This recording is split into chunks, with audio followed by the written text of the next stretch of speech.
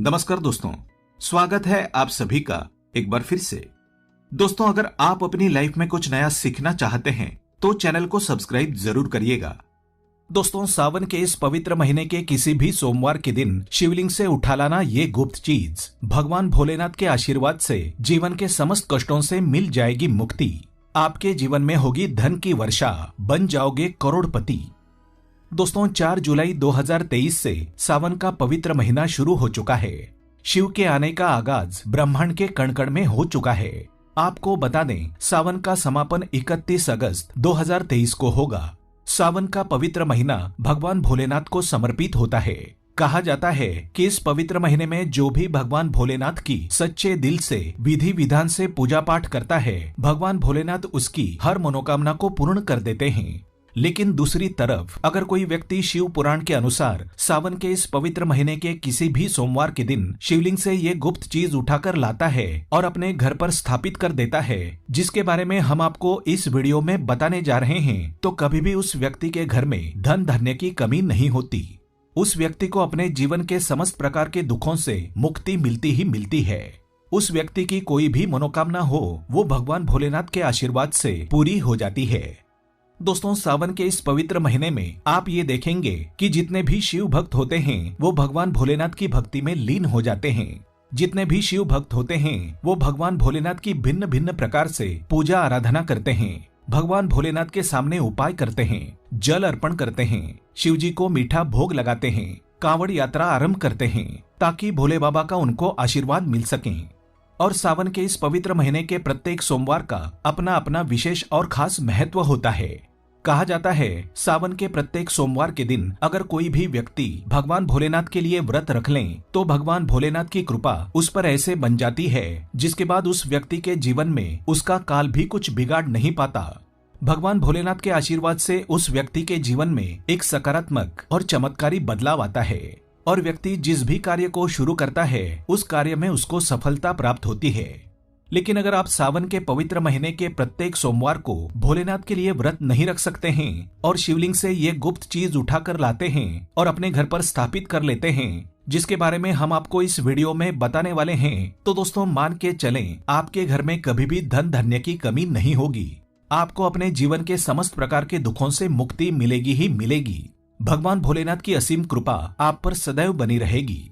दोस्तों, जिन चीजों के बारे में हम आपको बताने जा रहे हैं, जिनको आपको शिवलिंग से किसी भी सोमवार के दिन उठाकर लाना है और अपने घर पर स्थापित करना है, ये शिव पुराण में वर्णित बातें हम आपको बताने जा रहे हैं। और सही मुहूर्त पर विधि विधान से अगर सावन के इस पवित्र महीने के किसी भी सोमवार के दिन आप शिवलिंग से वो गुप्त चीज उठाकर लाते हैं और अपने घर पर स्थापित करते हैं, तो आपकी कोई भी मनोकामना हो, जैसे लंबे समय से आप नौकरी की तैयारी कर रहे थे तो आपको नौकरी लग जाएगी, आपका बंद व्यापार चल पड़ेगा, आपके जीवन में धन आना शुरू हो जाएगा, धन आने के सारे रास्ते खुल जाएंगे। अगर आप आर्थिक कष्टों में फंसे हुए थे तब ऐसे में आपको आर्थिक तंगी से मुक्ति मिल जाएगी। आपने जो कर्जा लिया हुआ था, जिसके बोझ में आप दबे हुए थे, उस कर्ज के मायाजाल से आप निकलकर बाहर चले आएंगे, क्योंकि यहाँ पर आपको साक्षात भगवान भोलेनाथ का आशीर्वाद मिलेगा।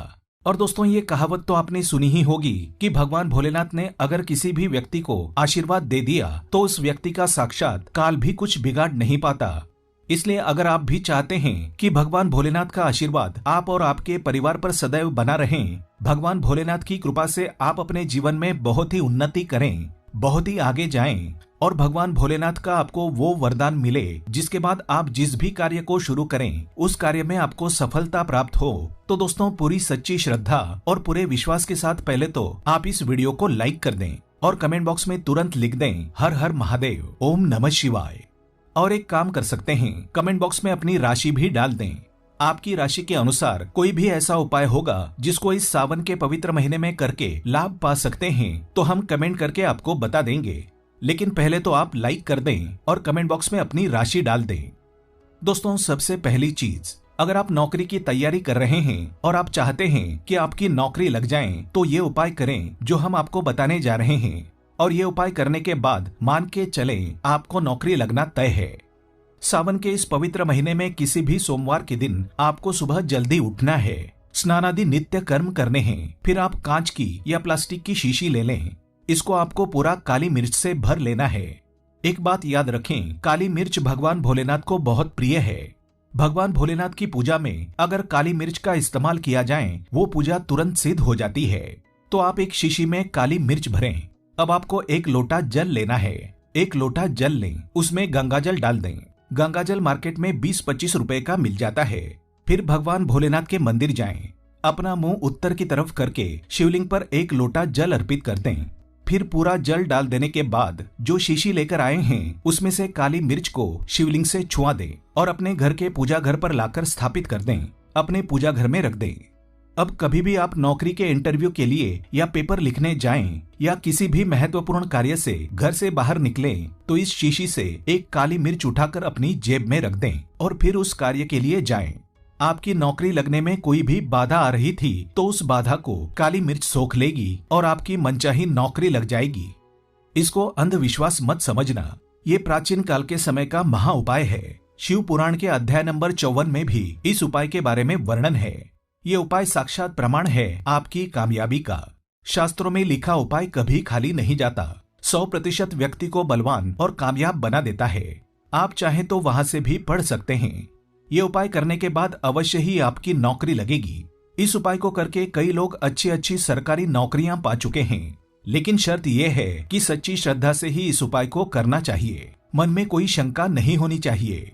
सच्चे हृदय से भगवान शिव का स्मरण करते हुए कोई भी उपाय या कार्य करते हैं तो उसमें कई गुना बल आ जाता है, शक्ति आ जाती है, जिससे कोई भी आपका नामुमकिन से नामुमकिन कार्य हो वो कार्य परिपूर्ण हो जाता है, सफल हो जाता है।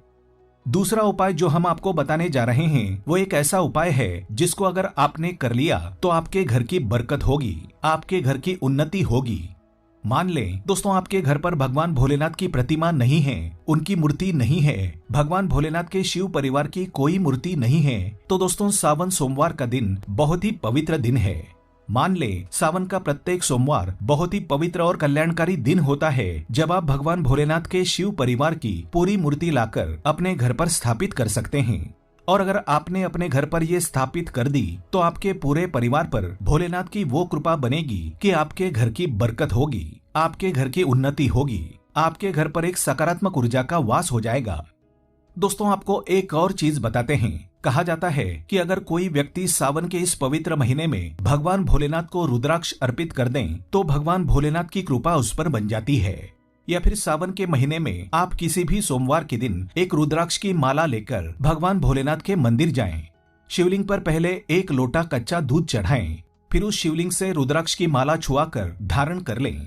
इतना अगर आप कर लें तो दोस्तों मान के चलें रुद्राक्ष की माला धारण करने के बाद भगवान भोलेनाथ की आप पर असीम कृपा बनी रहेगी। शायद ये बात आपको नहीं पता है, जब भगवान भोलेनाथ के आंसू धरती पर गिरे थे तभी उनसे ही रुद्राक्ष की उत्पत्ति हुई थी। और रुद्राक्ष का इस प्रकार आपने उपाय कर लिया जैसा कि हमने आपको बताया है। या तो आप रुद्राक्ष की माला धारण कर लें या इसको लाकर अपने पूजा घर में स्थापित कर दें और इसकी पूजा प्रत्येक सोमवार को करें। इतना करने भर से केवल आपके जीवन में ही नहीं आपके पूरे परिवार के जीवन में एक सकारात्मक बदलाव आएगा। भगवान भोलेनाथ के आशीर्वाद से आप सब अपने जीवन में बहुत ही आगे जाएंगे, बहुत ही विकास करेंगे।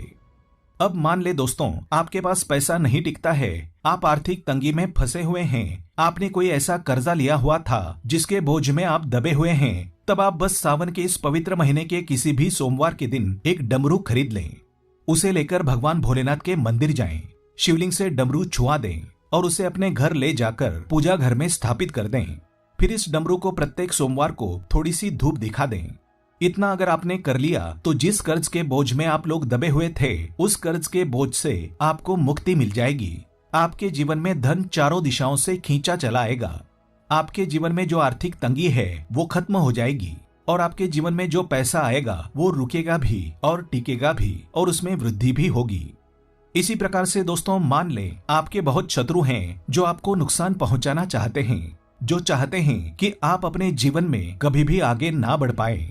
कुछ ऐसे आपके शत्रु हैं जो आपको घर पे नुकसान पहुंचाना चाहते हैं। तो आपको इस पवित्र महीने के किसी भी सोमवार के दिन मार्केट से एक पीतल का त्रिशूल खरीदना है। त्रिशूल लेकर भोलेनाथ के मंदिर जाएं और भगवान शिव की प्रतिमा के दाएं चरण से उस त्रिशूल को छुआइए और उस त्रिशूल को अपने घर के पूजा घर में स्थापित कर दें। भले आपके लाखों शत्रु आपके खिलाफ खड़े हों, आपका एक बाल भी बांका नहीं कर पाएंगे, क्योंकि हम आपको वीडियो के शुरुआत में ही बता चुके हैं, यदि भगवान भोलेनाथ ने किसी को एक बार आशीर्वाद दे दिया तो उसका साक्षात काल भी कुछ बिगाड़ नहीं सकता। इसी तरीके से दोस्तों मान लें आपके पीछे आपका दुर्भाग्य पड़ा रहता है, आप इस चीज को लेकर बहुत ही परेशान रहते हैं, उखड़े उखड़े से रहते हैं, आप चाहते हैं कि आपका दुर्भाग्य आपसे दूर चला जाए, तो सावन के पवित्र महीने के किसी भी सोमवार के दिन आप 2 मोरपंख खरीद कर लाएं और अपने घर के पूजा घर में किसी भी ग्रंथ में दबा करके रख दें। कहा जाता है कि सावन के इस पवित्र महीने में मोरपंख लाकर घर में रखा जाए तो इससे आपका भाग्योदय हो सकता है, आपका दुर्भाग्य हमेशा के लिए आपको छोड़कर चला जाता है और अपने जीवन में आप बहुत ही आगे चले जाते हैं, बहुत ही सफल हो जाते हैं। दोस्तों इससे कालसर्प दोष भी समाप्त हो जाता है। कालसर्प दोष जब व्यक्ति पर लगता है तो व्यक्ति का बुरा हाल हो जाता है, नवग्रह खराब हो जाते हैं, शनि दोष लग जाता है, कर्ज भी बढ़ जाता है। इसलिए मोरपंख को किसी भी ग्रंथ में दबाकर अवश्य रखें। तीसरा उपाय है, शिवलिंग पर अगर दुर्वाघास अर्पित की जाए तो भगवान शिव आपको धन दौलत से मालामाल कर देते हैं। शिव परिवार सहित आपके ऊपर कृपा बरसती है। भगवान गणेश सुख समृद्धि से आपको परिपूर्ण कर देते हैं। आपके घर में कभी भी पैसों की कमी, धन दौलत की कमी कभी नहीं होती, गरीबी कभी नहीं आती, गरीबी भूल जाती है आपके घर का रास्ता। अब जान लेते हैं सावन सोमवार के व्रत में क्या खाना चाहिए और क्या नहीं खाना चाहिए। अगर आपने सोमवार का व्रत रखा है तो आप इस दिन सात्विक भोजन ही करें। ये निर्जला व्रत नहीं होता, इसलिए इस व्रत में सेंधा नमक मिलाई चीजें खा सकते हैं। अगर आपने फलाहार का संकल्प लिया है तो नमक भूलकर भी ना खाएं, आप फल वगैरह ही खाएं और कुछ मत खाना। व्रत में बाहर का गन्ने का जूस मत पीना, उसमें नमक पड़ा होता है, उनके बर्तनों में भी नमक पड़ा होता है और वो नमक आपके मुंह में जाएगा तो आपका व्रत खंडित हो जाएगा। व्रत में डब्बा बंद जूस भी नहीं पीने चाहिए, उसमें कई केमिकल्स पड़े होते हैं जिससे व्रत टूट जाता है। दोस्तों सावन में जब भी शुक्रवार का दिन पड़ता है तब खट्टा भूलकर भी मत खाना, क्योंकि माता संतोषी इस दौरान जागृत अवस्था में होती हैं, वो रुष्ट हो जाएंगी। इस दिन आप पानी पूरी, इमली की चटनी, खट्टे फल आदि जाने अनजाने में भी मत खाना, क्योंकि इससे माता संतोषी क्रोधित हो जाएंगी। एक बार माता संतोषी रुष्ट हो गई तो आपको जिंदगी भर कष्ट भोगने पड़ेंगे। माता रानी भोली हैं, पर सावन के महीने में जो भी शुक्रवार के दिन खट्टा खाता है उसे परेशानियों का और माता के क्रोध का सामना करना ही पड़ता है। सावन में साधारण नमक फलों पर लगाकर या अमरूद के बीच में भरकर भूलकर भी नहीं खाना चाहिए। आप सेंधा नमक फलों पर लगाकर खा सकते हैं। सावन के व्रत में आप चाय पी सकते हैं, लेकिन बिना दूध की चाय ही पी लें। सावन के व्रत में दूध नहीं पीना चाहिए, इससे भगवान शिव क्रोधित हो जाते हैं। सावन में हल्दी मिलाकर दूध पीने से भयंकर श्राप लगता है। सावन में बच्चे दूध पी सकते हैं, पर बड़ों को दूध नहीं पीना चाहिए। सावन का व्रत अगर आपने मीठा रखा है तो आप खीर पराठा या दही पराठा खा सकते हैं। आप चाहें तो सेंधा नमक से बने आलू के पकवान खा सकते हैं। आलू की सब्जी कुट्टू के आटे की रोटी के साथ खा सकते हैं, लेकिन आटा ध्यान से देख लें, पुराने आटे में कीड़े पड़ जाते हैं जिससे आपका व्रत खंडित हो सकता है। व्रतधारी को सावन सोमवार के व्रत में आटा, बेसन, मैदा, सत्तू और अनाज का सेवन नहीं करना चाहिए। इसके अलावा हर व्यक्ति को मांस, मदिरा, लहसुन, प्याज इत्यादि का सेवन भी नहीं करना चाहिए। व्रत रखने वाले व्यक्ति को धनिया पाउडर, मिर्ची पाउडर या सादे नमक का सेवन भूलकर भी नहीं करना चाहिए। सावन में चाहे आपका व्रत हो या ना हो, किसी भी व्यक्ति को कड़ी पकौड़ा नहीं खाना चाहिए और पत्तेदार सब्जियां जैसे पालक, मेथी, लाल भाजी, बथुआ, पत्ता गोभी जैसी सब्जियां या साग की सब्जियां भूलकर भी नहीं खानी चाहिए। ये जहर के समान मानी जाती हैं। इनमें कीड़े आ जाते हैं, सांप, बिच्छू वगैरह आ जाते हैं और जो भी व्यक्ति सावन में बैंगन की सब्जी खाता है उस व्यक्ति को घोर पाप लग जाता है। इसी कारण लोग द्वादशी और चतुर्दशी पर बैंगन नहीं खाते। पत्तेदार सब्जियां क्यों नहीं खाई जाती, इसके पीछे एक पौराणिक कथा है। दोस्तों सावन के पवित्र महीने में कौन सी गलतियां नहीं करनी चाहिए? ये गलतियां पाप का भागीदार तो बनाती ही हैं, साथ ही साथ ऐसा व्यक्ति नरक में अटका रह जाता है। सावन में घर के सभी लोगों को सुबह जल्दी उठना चाहिए और जितना जल्दी हो सके कम से कम पहला सावन स्नान अवश्य करें। परिवार में सबको स्नान करना चाहिए। अगर कोई बीमार है तो उस पर गंगाजल की छींटे मार दें। सावन में किसी भी गरीब का अपमान ना करें। क्या पता उस गरीब के रूप में भगवान शिव आए हों, क्योंकि भगवान शिव सावन में अपने भक्तों की परीक्षा लेने आते हैं। सावन में देर तक सोने वाली महिला का पति बर्बाद हो जाता है और उसकी मृत्यु निकट भविष्य में जल्दी हो जाती है। इसलिए पति के उठने से पहले सावन में हर स्त्री को जल्दी उठ जाना चाहिए और भगवान शिव की पूजा करनी चाहिए।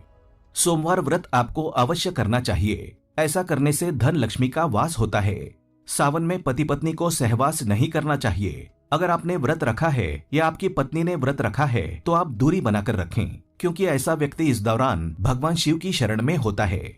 सावन में घनघोर काले वस्त्र पहनकर शिव मंदिर में नहीं जाना चाहिए। चाहे तो आप अपने घर में काले वस्त्र पहन सकते हैं, लेकिन मंदिर में भूलकर भी जाना नहीं चाहिए और व्रत में भी काले वस्त्र नहीं पहनने चाहिए। वैसे तो सावन में लहसुन प्याज नहीं खाना चाहिए, पर यदि आपका व्रत है तो उस दिन तो पूरे परिवार को लहसुन प्याज से परहेज करना चाहिए। सावन के महीने में घर में गंदगी नहीं होनी चाहिए, इससे प्रकृति नाराज हो जाती है। सावन में आपके घर का जो मंदिर है उसमें माचिस के खाली पड़े डिब्बे या माचिस नहीं रखनी चाहिए। सावन में घर में किसी भी व्यक्ति को गाली नहीं देनी चाहिए, चुगली आदि नहीं करनी चाहिए, पत्नी को अपशब्द नहीं कहने चाहिए और ना ही पति को अपशब्द कहने चाहिए। इससे भगवान शिव आपको श्राप दे देते हैं। सावन में जो भी व्यक्ति दूध में हल्दी डालकर पीता है उसके ऊपर महाकाल का क्रोध बरसता है।